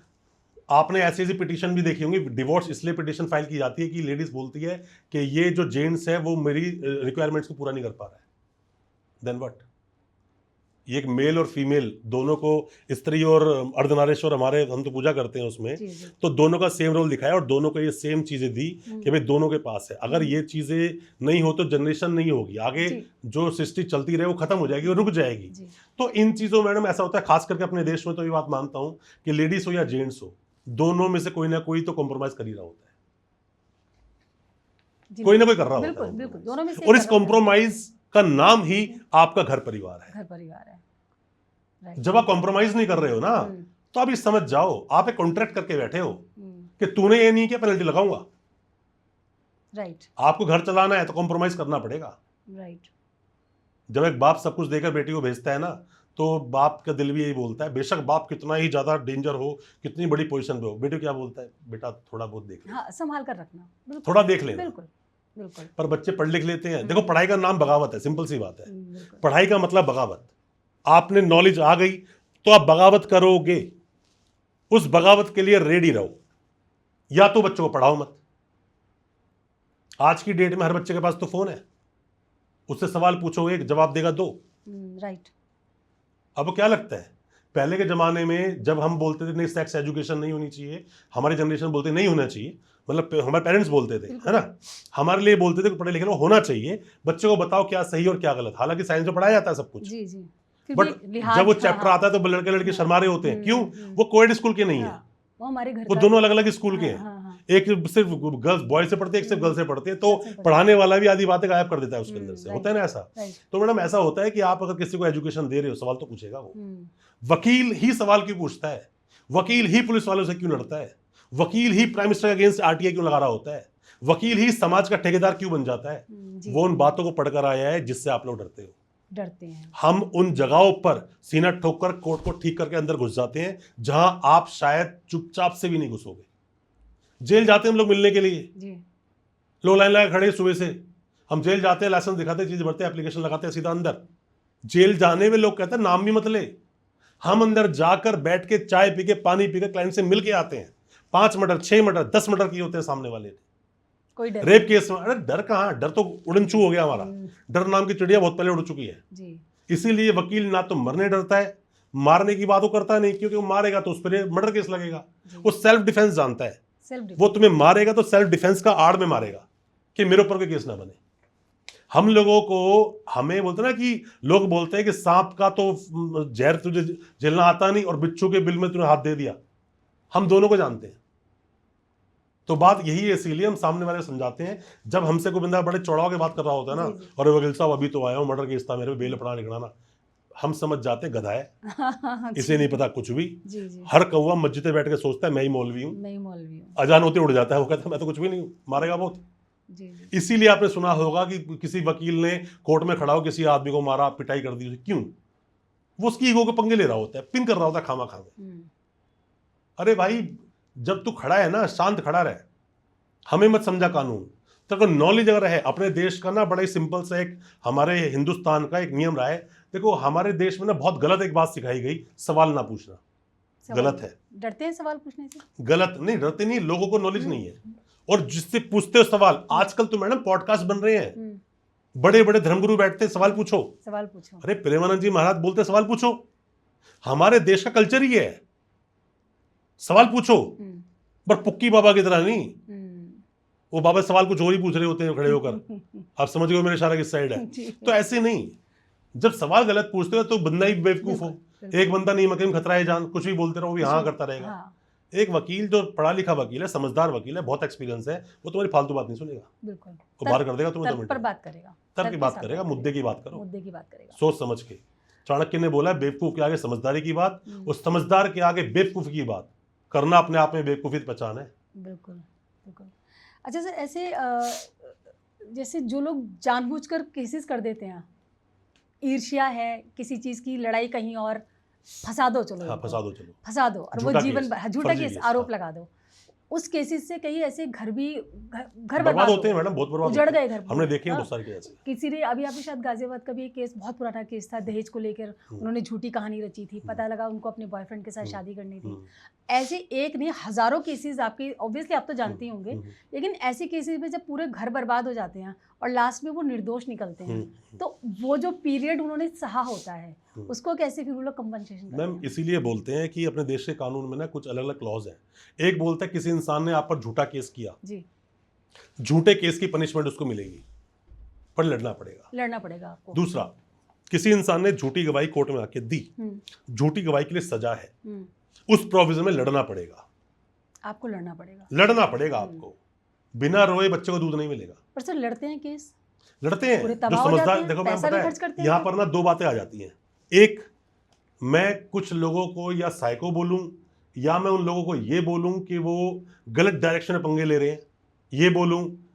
हुआ क्या था, एक बार की स्टोरी है, एक बच्चे को उसकी माँ खिचड़ी होती है ना, वो बना के प्लेट में देती है जी, तो बच्चा फटाफट से आता है, हाथ डालता है, बीच में हाथ जल जाता है। तो उसकी माँ कहती है उसकी, बेटा ऐसे खिचड़ी नहीं खाई जाती, पहले साइडों से खा, वो ठंडी हो गई होगी, ठीक, वो आराम से खाता है। वहीं देखकर एक आदमी बाहर खड़ा होता है जो कि भागा हुआ होता है सेना से, और उसकी सेना पूरी मर चुकी होती है और हारा हुआ होता है। तो वो समझ जाता है कि मैंने गलती ये करी कि मैंने सेना तो बनाई और सीधा जाके वो कूद गया, जबकि मुझे उसकी पहले जो पावर है उसको तोड़ना चाहिए, वो करना चाहिए साइड से। आप जब भी कभी जीवन में सीधा कूद जाओगे ना मैम, तो हारे बिना वापस नहीं आओगे। हार तय है उसमें, हार तय है। प्लानिंग के साथ लड़ो, प्लानिंग के साथ। आप कोर्ट में तो पहुंच गए, आपने क्या बोला, अच्छा तुम मुझे ऐसा बोलते कोर्ट में मिलते हैं, हस्बैंड को बोल दिया कोर्ट में मिलते हैं। अरे कोई भी एलिगेशन लगाते रहो, 5 साल केस लड़ने के बाद कुछ भी झुंझुना भी नहीं मिलेगा आपको, कुछ नहीं मिलेगा। क्यों? एलिगेशन तो है ही नहीं, कोई एलिगेशन नहीं है। एलिगेशन लगाने के लिए प्रूफ चाहिए, बर्डन ऑफ प्रूफ किस पर? आप पर। आप तो हमें आके फीस दे रहे हो जी, आप हमारा टाइम बाय कर रहे हो। बाय तो नहीं कर सकते, आप रेंट पे ले रहे हो, ठीक है। आपने बोला वकील साहब वीरेंद्र जी आपको इस डेट पे कोर्ट में आना है, वीरेंद्र तो एक ही है जी, या तो मैं यहाँ आऊंगा या फिर वहां जाऊंगा। मैं अपनी फीस ले ली और मुझे पता है जीतना नहीं है इसको। अच्छा, मुझे पता है जीतेगी नहीं है, मतलब वकीलों को पता होता है नहीं, पता होता है केस लेते कि जीतेगी नहीं, पर हम उस केस को बोलते हैं कि मरे हुए इंसान में हम सांस डाल देते हैं, इन चीजों पे केस लड़े जाते हैं। पर पता होता है कि जीतने के चांस उतने हाई नहीं होते हैं, तभी वो केसेस लंबे होते हैं। केस तभी लंबे चलते हैं कि हम उसमें जान डाल रहे होते हैं। मैडम एक इंसान वेंटिलेटर पे पहुंच गया तो क्या वो इंसान जिंदा हो गया? नहीं, सांस डाली गई है, अभी ट्रीटमेंट चलेगा। तो आप जब केस लड़ रहे हो, मेरा मानना सिर्फ इतना सा है, आप जब केस कर रहे हो सिर्फ बोल देना कि बेटा चल तो कोर्ट में देख लूंगा। अरे कोर्ट में तो उसको नहीं, पहले खुद दिखेगा कोर्ट में पैसे देता हुआ। आसान नहीं है, बोलना आसान है, मतलब उसको long life, money goes nothing goes, goodwill goes something goes, time goes means everything goes, time वापस नहीं आएगा।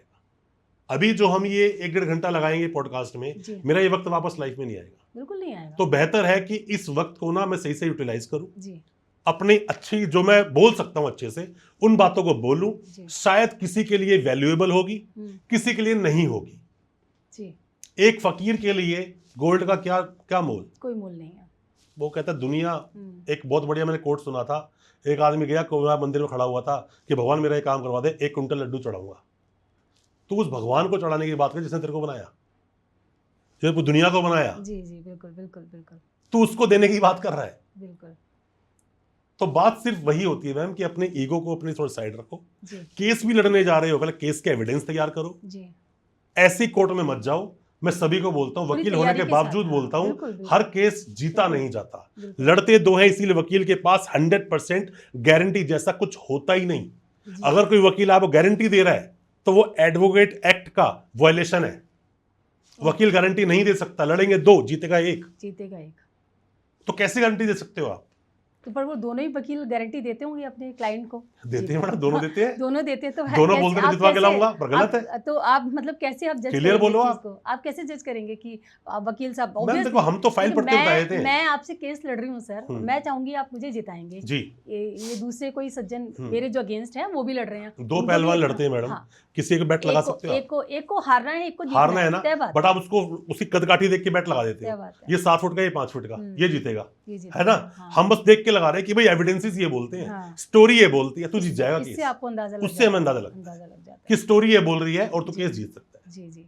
हर एक केस को जीतने के लिए लड़ना चाहिए, बट हर केस को आप जीत ही जाओ गारंटी नहीं है। पॉसिबल नहीं है, पॉसिबल भी नहीं है। हारते भी हैं, हारते भी हैं, हारते भी। अरे मैडम, कोई बड़े धुरंधर हो पूरी जिंदगी उसे जीतेगा नहीं, हार भी सकता है। सर मेरा सवाल आपसे एक ये है कि आजकल परिवार बहुत टूट रहे हैं।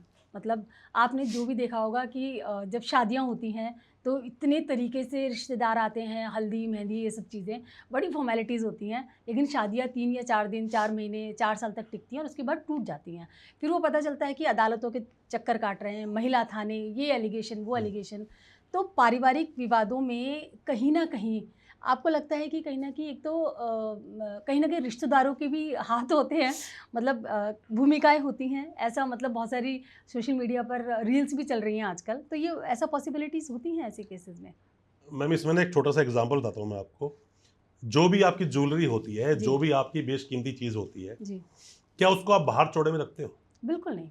तिजोरी में रखते हो ना, बिल्कुल संभाल के रखते हैं, संभाल कर रखते हैं। उसी तरह से रिलेशन होता है एक हस्बैंड वाइफ का, ये एक परिवार का रिलेशन होता है। तो आप जब अपनी बातों को सामने वाले डिस्कस करते हो ना, तो वो उसके मजे ले रहा होता है, वो आपकी तरह से हाँ हाँ कर रहा होता है, आपको लगता है कि मैं अपने दिल का बोझ हल्का कर रहा हूँ। आप बोझ हल्का नहीं कर रहे, आप उस गधे की तरह हो। गधे का एग्जांपल देता हूं मैं आपको। एक गधा था, उसका एक मालिक था, वो रोजाना उसके अंदर बूरा या चीनी भर, बूरा जानते हो ना आप, वो जो चीनी को जो पीस बनाए थे, उसको भरकर रोजाना वो जाके बाजार में बेचा करता था। तो रास्ते में एक छोटी नदी पड़ती थी, गधा जाया करता था और रोजाना जाके उसमें बैठ जाया करता था। जब उठता तो चीनी या बूरा थोड़ा सा निकल जाए, आधा हो जाया करता था वेट, तो चलने में उसको आसानी हुआ करती, डेली चल जाए। वो सोचता था मुझे तो सब कुछ ठीक है भाई, मेरे लिए वजन हल्का हो जाता है, रोज जाता हूँ, वो कहता लेके जाता हूँ 50 किलो, वहां जाके बेचता हूँ 30 किलो, ये 20 किलो का जाता है रोजाना। उसको समझ आ गया मेरा गधा गड़बड़ कर रहा है। उसने कहा ठीक है अगली बार चलते हैं। अगली बार उसने उसके दोनों साइड में रुई भर दी। रुई भरने के बाद में उसका पहले से ही वेट कम था, गधे ने कहा यार वेट तो बहुत कम है, चलो और कम कर लेता हूँ। नदी गया आगे बैठ गया और कम कर दिया, नहीं रुई में पानी भर गया, अब उसका वेट 5 टाइम्स हो गया। अच्छा बढ़ गया, बढ़ेगा ना उसका वेट, 5 टाइम्स हो गया। अब उस गधे के लिए चलना बहुत भारी हो गया और वो बाजार तक भी नहीं पहुंच पाया। ये सब उन लोगों के लिए मैं एग्जांपल दे रहा हूं जो लोग अपने घरों की बातें दूसरों के साथ शेयर करते हैं। एब्सोल्युटली। जब आप शेयर करते हो ना, अपनी प्रीशियस चीज को छुपा के रखा जाता है, चौड़े में दिखा के नहीं बोला जाता देख देख देख मेरे हार में यार ये टाका का कमी है, तो सामने क्या बोले और खरीद ले सस्ता हार। तो यही कारण है सर रिश्तेदार फिर इन्वॉल्व होते हैं। आप नहीं, देखिए मैम ऐसा होता है कि आपसे बढ़िया एडवाइजर खुद का कोई हो नहीं सकता, और आप एडवाइस उनसे ले रहे होते हो जिनको खुद को नहीं पता करना क्या है। जी जी जी। और सर परिवार में सबके विवाद होते हैं। एक बड़ा ही वियर्ड से एग्जांपल है कि घर का दादा क्या हर एडवाइस में सही एडवाइस दे पाएगा आपको हर एक मुद्दे पे? बिल्कुल नहीं। अब मैं पहुंच जाऊं दादा के पास में, बोलता दादा वहां पे एक मर्डर केस हुआ था, एफएसएल रिपोर्ट गई, उसमें नेगेटिव आ गया, आप क्या करूं? वो क्या एफएसएल क्या होता है? राइट। अब मैं बोलता हूं कि भाई मम्मी ने मुझे ऐसा ऐसा बोला, दादा मैं करूं कि नहीं करूं? वहां वो एडवाइस दे देगा, ऐसे कर लो। मैडम हर एक एडवाइस ना तो हर इंसान दे सकता है और ना हर एडवाइस सबसे पूछी जा सकती है। तो ये बड़ा ही अजीब सा एक सवाल है जिसमें हम बोले बिल्कुल भी नहीं करना चाहिए। हस्बैंड वाइफ के बीच में क्या है और क्या नहीं है किसी को मत बताओ जी। तूने मुझे कल बात गलत बोली, ओके तो भी सॉरी, हस्बैंड तो हाँ में भी सॉरी ना में भी सॉरी। सर ये मेरे ख्याल से जब ये दो लोगों के बीच में जब लैक ऑफ कोऑर्डिनेशन होता है या आपसी मतलब इनके विचार नहीं मिल पाते, लैक ऑफ कोऑर्डिनेशन तभी होगा जब दोनों बैठ के बात नहीं करेंगे और ये मुद्दे को लगता है कि हम इसको बताकर और हर लेडीज की हर वाइफ की एक ही कंप्लेंट है अपने हस्बैंड से, तुम बैठ के बात नहीं करते हो। हर एक की है, सबकी, आप अकेले या फिर मेरी वाइफ अकेली नहीं है, वो ये सबकी है कि तुम बैठ के बात नहीं करते। अरे यार बैठ के बात की बात नहीं, देखो मालूम है क्या होता है, देखो दो लोग बैठे हैं, दोनों की सोच कभी नहीं मिल सकती, बिल्कुल नहीं। एक आदमी के लिए कुछ अच्छा, एक आदमी कुछ अच्छा। जैसे कि मुझे खाने में मतलब चटर मटर चीज ज्यादा पसंद है मुझे, मेरी वाइफ को कहीं भी जाना है उसको सेम वो रोटी खानी है दाल खानी है। मुझे समझ नहीं आता यार ये आप बाहर आके भी तुम यही खाते हो, तो बाहर हम गेड़ी मार रहे हैं, मेरी गाड़ी में घूम रहे हैं तो भी उसको वही खाना है। तो एक इंसान का टेस्ट अलग है, मेरा टेस्ट अलग है, या तो मैं उसके टेस्ट के साथ ढाल लूं, बिल्कुल बिल्कुल, या वो मुझे ढाल ले, वो कलेश ही नहीं होंगे। एक वक्त के बाद दोनों ढल जाते हैं। जी जी जी देखो मेरा एक ना सभी के लिए एक मेरी पर्सनल एडवाइस है, हस्बैंड वाइफ है ना, जितना जल्दी हो सके एक बच्चा होना चाहिए जी। अच्छा, ये बच्चा दोनों के बीच में कड़ी बन जाता है, कड़ी बन जाता है। अब ना बाप छोड़ेगा ना वो माँ छोड़ेगी। हाँ, वो उनकी जिम्मेदारी बन जाती है। मेरा एक दोस्त है, मैं नाम भी बोलता हूँ, मनीष नाम है उसका, वो शायद वो पॉडकास्ट हालांकि देखता नहीं, वो अच्छा खासा एक पढ़ा लिखा आदमी है, मेडिकल लाइन में बहुत बड़ी पोस्ट पे है। उसका केस चल रहा है उसकी वाइफ के साथ में, वो मेरे पास आया, भाई मैं क्या करूँ। मैंने कहा यार देख मेरी एडवाइस ये है, तेरी फैमिली का मामला है, मैं वकील हूँ, मैं वकील की तरह केस नहीं लड़ूंगा तेरा, मैं एक फैमिली तरह केस लड़ता हूँ, और मेरी एडवाइस है वक्त दे। कह रहा वक्त कैसे दूं? मैं कहा देख तेरे वक्त लगेगा, साल 2 साल 3 साल 5 साल मुझे नहीं पता, पर मुझे मेरी गट फीलिंग बोलती है वो वापस आएगी, क्योंकि तेरा बच्चा उसके पास है, वो उसका भी बच्चा है जी। उसको भी तो बाप का नाम चाहिए होगा। बिल्कुल बिल्कुल या तो उसका कोई पर्सनल कुछ हो रिलेशन तो एक बात अलग है, वो तेरे को छोड़ देगी, वो अलग बात। और नहीं है ना तो मैं गारंटी देता हूँ वापस आएंगे, क्योंकि वो बहुत अच्छा कमाती है, तू बहुत अच्छा कमाता है, तो दोनों के बीच में फाइट कुछ नहीं है। अरे एक घर ले ले 3 बेडरूम है। देखो हर एक आजकल की ना सभी लड़कियों को इशू है कि तेरी माँ हमारे साथ नहीं रहनी चाहिए, वो कॉमन इशू हो गया। मैं कहा तू ये घर ले ले, 3 बेडरूम का ले ले, एक बेडरूम तेरी वाइफ का, एक बेडरूम तेरा, एक तेरे बच्चे का, खत्म। तू वाइफ से कम बात कर, वो तेरे कम बात करे, रहो तो एक साथ शुरुआत यहाँ से कर ले। बिल्कुल बिल्कुल। अब वो चलता रहा, साल 1.5 साल गुजरा, वो बार बार बोलता भाई कुछ होगा, भाई कुछ होगा। मैं रोज बोलता देख तू मेरी बात भरोसा रख, होगा, मेरी गट फीलिंग बोलती। मैं कोर्ट जाता, केस लड़ता, पर मैं गलत वर्ड यूज कोर्ट में कोई नहीं करता था। वक्त गुजरा, आज लगभग 3 साल लड़ाई बेचारे, फाइट 2.5-3 साल लड़ी, आज पैचअप हो गया। अच्छा, साथ रह रहे हैं दोनों, पैचअप हो गया, दोनों साथ रह रहे हैं जी। बहुत खुश है वो, so nice. वो बहुत खुश है। अगर मैं वकील की तरह लड़ता तो पैचअप नहीं होता, कभी नहीं हो पाता। आप उसको केस को और लंबा ढालते, डिवोर्स होता, लंबा भी होता, कोर्ट में मैं भी कुछ बैड वर्ड यूज करता जो उसको बुरा लगता, अगेंस्ट जाते। मैं पता क्या होता है, इसीलिए मैं सबको मना करता हूँ, जब हस्बैंड वाइफ का मसला हो ना तो बीच में तीसरे को मामा मन के नहीं बैठना चाहिए, नहीं बोलना चाहिए। इन दोनों कमरे बंद करो, लड़ लो जितना लड़ना है, नहीं बोलना चाहिए, वही सबसे बड़ी एंड यही निकलेगा, दोनों में से एक कॉम्प्रोमाइज करेगा। अब एक का हस्बैंड बहुत ज्यादा ड्रिंक करता है और उसकी वाइफ बहुत ज्यादा दिन में सोती है जी। अब दोनों को करना पड़ेगा कहीं ना कहीं एडजस्टमेंट। वही प्रॉब्लम है सर, एडजस्टमेंट नहीं करना चाहते मैडम, नहीं एडजस्टमेंट होती है। फैमिली क्या सिखा रही है और फैमिली की इन्वॉल्वमेंट कितना आपके परिवार के बीच में ये तय करती है उस चीज को, और आप कितना उसको अंडरस्टैंड कर रहे हैं, कितना अंडरस्टैंड करते हैं। पॉइंट देखो, मैं फिर बोल रहा हूँ, डिग्रियों से एजुकेशन नहीं मिलती जी, अनुभव। डिग्रियां तो सिर्फ आपकी फीस की रसीदें हैं, अनुभव को साथ में धरातल पे लाना पड़ता है। बिल्कुल सर, बिल्कुल। ऐसी Rome was not built in a day, Rome को एक दिन में नहीं बन गया, राइट। Everything takes time. एक बच्चे को अच्छी शिक्षा देने के लिए 20 साल दे रहे हो जी, और अपने रिलेशन को आप 20 दिन नहीं दे रहे हो जी। कैसी बातें कर रहे हो यार। एक सर आजकल ना एक बड़ा एक 2-3 लोग, बड़ी मैंने रील्स बहुत सारी देखी थी उनकी, वो ये कहते हैं कि पेरेंट्स भी आजकल बच्चों में थोड़ा सा भेदभाव करते हैं, और आजकल जैसे आपको भी पता है प्रॉपर्टीज़ मतलब मुआवजे वगैरह जैसे मिल रहे हैं, तो हर घर में उसको ज़्यादा दिया। एक पेरेंट्स के ना मतलब एक 2 बच्चे हैं या 3 बच्चे हैं तो एक फेवरेट ज़रूर होता है, ये कॉमन बातें हैं, तो एक लाडला जिसे बोलते हैं। लेकिन उनमें क्या होता है, जब वो बड़े हो जाते हैं तो प्रॉपर्टी को लेकर कुछ पेरेंट्स करते भी हैं ऐसा कि एक को ज़्यादा फेवरेटिज्म होता है, और एक अगर वर्किंग है तो उसको वो शायद उसको इतना नहीं कर पाते, तो ये इश्यूज़ बहुत आ रहे हैं, और ये मतलब केसेस भी बहुत सारे इस तरीके के आ रहे हैं। सही बात बोल रहे हो, 100% सही बात बोल रहे हो। एक बाप ही दुनिया में वो चीज होती है जी, वो शक्ति है या उसकी वो सोच है जी, जो बाप हमेशा सोचता है कि मेरा बेटा मुझसे आगे निकले जी, इस दुनिया में कोई दूसरा तुम्हें नहीं मिलेगा, नहीं मिलेगा। बाप कहता है मेरा बेटा मुझसे आगे निकलना चाहिए जी, जी। अब दूसरी बात पे एग्री करता हूँ कि भेदभाव करते हैं जी, मैं भी करता हूँ। मेरे 2 बेटे हैं, छोटे वाले की तरफ मेरा लगाव बहुत ज्यादा है, बहुत ही ज्यादा है, बड़े वाले से लगाव बहुत है। ये लगाव नहीं है, ये मेरी अंडरस्टैंडिंग क्या बोलती है, मेरा बड़ा बेटा बड़ा हो चुका है, उसको अब मेरे बार बार सहारे की जरूरत नहीं है, बस छोटे वाले को अभी मेरे सहारे की जरूरत है। ये कुछ इस तरह से मैम काम करता है कि हाथी के बच्चे जब पकड़ते हैं ना तो पकड़ते पैरों जंजीर डालते हैं, और वो हाथी 20 साल 30 साल के बाद भी उसी जंजीर से बंध के वहीं खड़ा होता है। उसको लगता है जंजीर नहीं तोड़ पाऊंगा, ये बचपन में भी नहीं तोड़ पाया था। अब अगर हम बच्चे को बहुत ज्यादा पापा जी वाला बनाते हैं ना जी, हर बात पे पापा जी बताओ, पापा जी करो, तो आप उस बच्चे को वो हाथी बना रहे हो। बड़ा तो होगा, जंजीर नहीं तोड़ेगा, जंजीर नहीं तोड़ता। बच्चे को छोड़ो जी। वो एक मूवी थी ना दंगल, उसमें बोलता है कि गीता हर जगह तेरा बाप तेरे को बचाने के लिए नहीं आएगा जी, आपको बच्चे को छोड़ो जी, जी, जी। बच्चे को छोड़ो, उसकी फ्रेंड साथ छोड़ो, गली में खेलने दो उनको, बच्चों को चोट लगेगी वापस आएगा। मेरा बेटा अक्सर आता है, साइकिल चला चोट लगती है, रोता हुआ आता है, क्यों जानता है, मैं उसको देखूंगा, मैं पहले बोलता हूँ बेटा सबके होता है, मेरे बहुत बार हुआ है, तो उसका लगता कॉमन है। अब पकड़ते अरे मेरे बेटे चोट लग गई, डॉक्टर वाले भाग जाओ, तो अब वो पॉजिटिव, हर इंसान को ना अटेंशन चाहिए, थोड़ी चोट लगी पापा हर बात पे, बच्चे को फ्री छोड़ो। अपनी वाइफ को जो लोग अपने पल्लू से बांध के घूमते हैं ना, वही वाइफ बाद में उसको डिवोर्स देती है, वही क्लैशेस, वही वाइफ उसको डिवोर्स देती है, वही क्लैशेस होते हैं सर। और जो वाइफ पूरे दिन अपने पति के चक्कर लगी रहती है, वो पति पहले उसको डिवोर्स देता है या 12 फेर चला लेता है।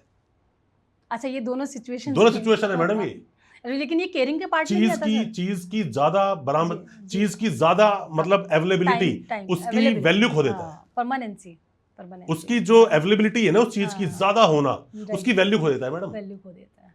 गोल्ड का रेट ऊपर क्यों है, कम है इसीलिए। आप चीजें पीली तो दुनिया में और भी धातु बहुत सारी हैं। बिल्कुल सर, बिल्कुल। जिसकी जो चीज दुनिया में जितनी कम होगी उसकी उतनी ज्यादा वैल्यू होगी। Right sir.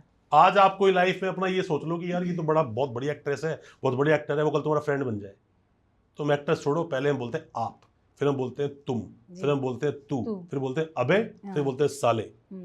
आप समझो ये चीजें असेंडिंग से डिसेंडिंग पहुंचती हैं। ये जीवन है, ये ऐसे ही चलेगा। जहां आपने अवेलेबिलिटी प्रोवाइड कर दी, बस वहीं से आपकी चीजें खत्म होनी शुरू हो गई। तो सर आपको लगता है कि ये भी एक मुद्दा रहता है, मतलब हस्बैंड वाइफ के बीच में, और ये नहीं होना चाहिए, नहीं होना चाहिए। तो ये हम इसको से बैलेंस कैसे करें? नहीं, मतलब हर वाइफ को चाहिए कि वो मुझे बहुत ज्यादा अटेंशन दे, बहुत केयर दे, मेरी चिंता करे, परवाह करे, पर ज्यादा घोटने के बाद में ना मीठा भी कड़वा हो जाता है। बिल्कुल बिल्कुल। तो सर ये बैलेंस रखना तो बहुत मुश्किल भी होता है ना। मैडम नहीं होता, ये चीजें आप कंट्रोल में नहीं है, पॉसिबल ही नहीं है, ये कंट्रोल तो में नहीं अंडरस्टैंडिंग होनी चाहिए दोनों। नहीं हो सकता है, हस्बैंड सुबह टाइम से नहीं, रात को टाइम से अपने घर पे आए, लेट आ रहा है कोई बात नहीं, काम अपना काम करके आ रहा है, तो वाइफ को केयर, रात को डेली वेट करेगी, आ रहा है आने वाला आएगा, पानी में लेके अब से घर बैठेगी कि भाई ठीक है नाश्ता बना रेडी करती हूँ, और घर में पड़ा हुआ है मूवी देख रहा है, स्किल ड्रॉ कर रहा है, तो इज्जत नहीं रहेगी। खाना का बैठा है यार, क्या बनाया, वो चाय मांगेगा तो भी वो बड़े गुस्से में लेके आएगी। आप समझो ना मेरी बात को। तो सर वो बिल्कुल ऑब्वियस भी है, सबको ही चाहिए कि एक अच्छा पार्टनर हो और अच्छा वर्किंग पार्टनर हो। तो शायद ये आधे जो ये डिस्प्यूट्स होते हैं, आधे तो बैठे बिठाए सबको सब चीज चाहिए, करना कोई कुछ नहीं चाहता, पॉसिबिलिटी नहीं है। ऐसी लाइफ और ऐसी चलती रहेगी। सर बहुत अच्छी, आपने आज बहुत सारी अच्छी बातें बताई, और आई एम श्योर जो लोग इस पॉडकास्ट को देख रहे हैं बहुत कुछ सीखेंगे और एक अच्छा मैसेज उन तक पहुंचेगा। बहुत बहुत धन्यवाद हमारे बहुत बहुत शुक्रिया सर। हम अगली बार एक नए मुद्दे के साथ आपके साथ जुड़ेंगे। आज का लीगल हमारा कम मुद्दा रहा, हमारा सोशल मुद्दा ज्यादा बन गया, बट उससे भी शायद किसी को नॉलेज मिले, हो सकता है बिल्कुल मिलेगी, कुछ अपनी लाइफ को कुछ चेंज कर सके। मेरे एग्जांपल हस्बैंड वाइफ तो जरूर करेंगे, मुझे लगता है आज ज्यादा हुआ भी है। Thank you so much sir, बहुत बहुत धन्यवाद।